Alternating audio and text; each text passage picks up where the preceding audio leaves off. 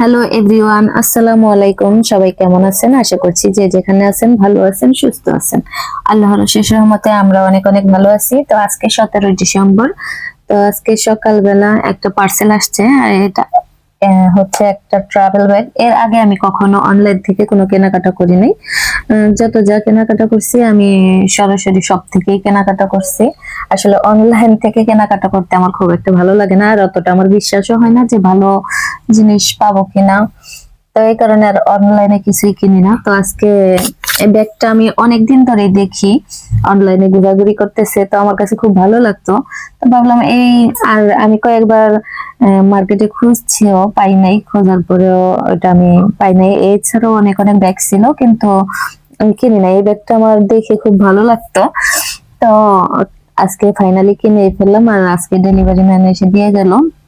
তো ইয়াসিন বলতেছে যে আম্মু, এটা আনপ্যাকিং করি আমি, তুমি করো না। পরে আমি বললাম ঠিক আছে, বাচ্চারা যেহেতু এত শখ করতেছে তো দিলাম ওরে আনপ্যাকিং করতে।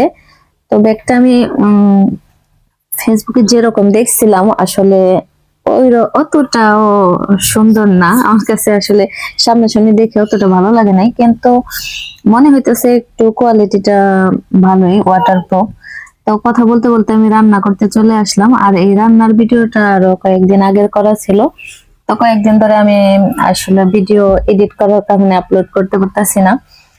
আর হচ্ছে এই অনেকগুলো ভিডিও জমে গেছে, এখন ভাবছি আস্তে আস্তে এগুলো এডিট করব আর আপলোড করব, আপনাদের মাঝে শেয়ার করব। তো এই যে এখন আমি এখানে পেঁয়াজ, আদা, রসুন সবকিছু একদম দিয়ে ভালো করে একটু ভেজে নিচ্ছি। মানে অতটাও ভাজে নাই, যতটুকু ভাজলে আর কি কাঁচা গন্ধটা চলে যায় পেঁয়াজের থেকে, ওই রকম করে ভেজে তারপর এখানে মশলা দিয়ে দিলাম।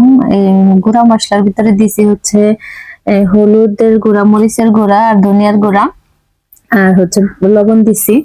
তো ব্রয়লার মুরগি রান্না করতেছি আজকে। আর আপনারা সবাই জানেন, যাদের বাড়িতে বাচ্চা আছে, বাচ্চারা ব্রয়লার মুরগিটাই বেশি পছন্দ করে, যার কারণে ব্রয়লার মুরগিটাই বেশি রান্না করা হয়। কিন্তু আমার এখন কেন জানি খাইতে ভালো লাগে না, তারপরও রান্না করি। তো ইয়াসিনের জন্য ব্রয়লার মুরগি রান্না করলে আমি দেখা যায় আমার জন্য অন্য কিছু করি, হয়তো ভর্তা টর্তা বানাই, বা যে কিছুই হোক একটা কিছু করি। আসলে ব্রয়লার মুরগিটা আমার এখন ভালো লাগে না, আর কি করা যাইব। তো খাইতে তো হইব, আর বাচ্চারা যেহেতু পছন্দ করে, বাচ্চাদেরকে রান্না করে দেওয়া দরকার মনে করি, তাই দেই। তো আজকে রান্নাটা মানে হওয়ার সাথে সাথে হুমায়রা আয়েশা বলে যে আম্মু আমি ভাত খাবো। এমনিতে কিন্তু ওরে জোর করে কিছু খাওয়ানো যায় না। তো মাঝে মাঝে আবার দেখি ও নিজে ইচ্ছা করে আসে। তো আমার রান্নাটা অনেকটা হয়ে গেছে, আর একটু জাল করব।